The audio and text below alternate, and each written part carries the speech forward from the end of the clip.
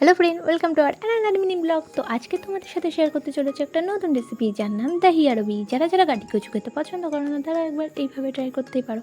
আশা করি খারাপ লাগবে না।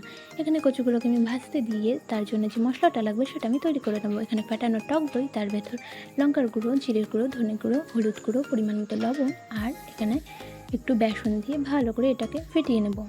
তারপরে এটা মেশানো হয়ে যাওয়ার পরে আমরা যে কচুটা ভেজে নিয়েছিলাম সেটাকে দেখবো লাল লাল করে ভাজা হয়েছে কিনা।